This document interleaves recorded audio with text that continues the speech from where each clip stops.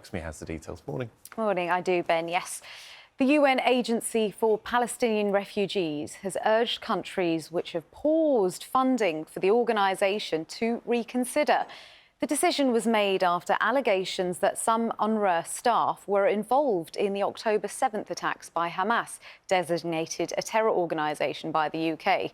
The organisation's head, Philippe Lazzarini, has warned that the pause in financial support could force the agency to suspend their humanitarian response. Our correspondent Mark Lowen has more. The King has spent a second night in hospital after receiving treatment for an enlarged prostate.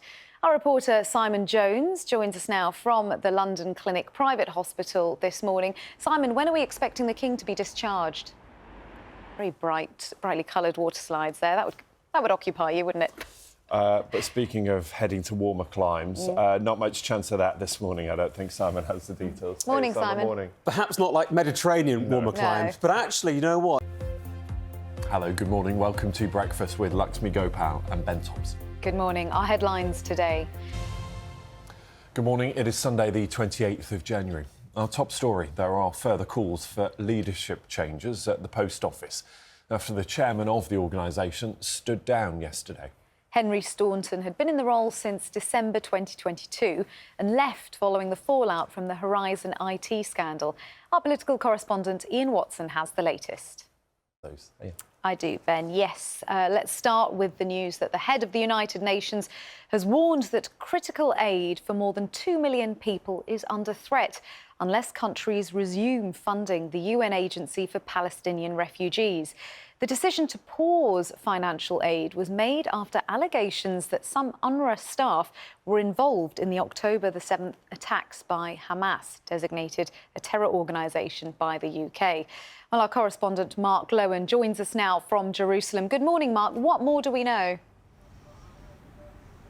Now, major UK landmarks were lit up last night to mark Holocaust Memorial Day, the anniversary of the concentration camp in Auschwitz being liberated during the Second World War. Now, astonishing pictures for you of the world's largest cruise ship. It's Royal Caribbean's Isn't it? There's a bit of everything on that ship. A little bit of something for everyone, if that's your thing. Hopefully some sunshine as well, and Simon's been telling us it's getting a little warmer here, which is good news. Good morning. Hello, Simon. good morning. Yeah, a bit of everything in the... But a lot more of your sports roundup as well. And we'll have all your pictures of your pets watching us Very on the telly this importantly. morning. We spoke about that earlier, how dogs love watching the telly. Stay tuned, we'll be on BBC Two and the news channel. But bye to viewers on BBC One. Bye-bye. Bye for now. Hello to you. Good morning. This is Breakfast with Luxmy, Gopal and Ben Thompson. Good morning. The time is just after 7:30. Now, when the bank Northern Rock collapsed in 2008, you might remember, thousands of homeowners became trapped in expensive mortgages, with many falling into debt or being forced to sell up. Campaigners have compared the plight of the so-called mortgage prisoners to that of the post office employees whose lives we've been telling you about were ruined by the Horizon IT scandal. Now, though, they're also hoping for recognition and justice. Our reporter Simon Ward has more. Thank you, Hugh. Hugh will go away and find us some more stats. He's Yes. been spoiling us this morning with the number of stats related to Mason's victory. So, and as he was telling us as well, of course, that draw later today, 2 o'clock. Absolutely. But the time now is 7:44, so let's take a look at the weather forecast. Simon, so we've been speaking about the number 2, but the number 14 stood out. Was it 14 or 15? Inverness. 15, yeah, the Murray 15. Firth. Now, the King has spent a second night in hospital after receiving treatment for an enlarged prostate. Our reporter Simon Jones joins us from the London Clinic Private Hospital this morning. Simon, I know you said we don't have any specific timeline for when the King could be discharged, but do we know any more about it? Yeah. OK. And, Did you go on the water slides? There was no water slide. There always seems to be a water slide on every cruise ship. There was not a water slide on the one that I went on. You have to go on that one. That one's got all the water slides. You've got to hop on there. Well, let's see if it's, I don't know, cruise ship weather, water slide weather. What is it, Simon? But that is a beautiful scene behind you. Sunset or sunrise? Sunrise, just only a short time ago. Yeah, it was lovely. a sheer lovely sunrise this morning. Karinaniti.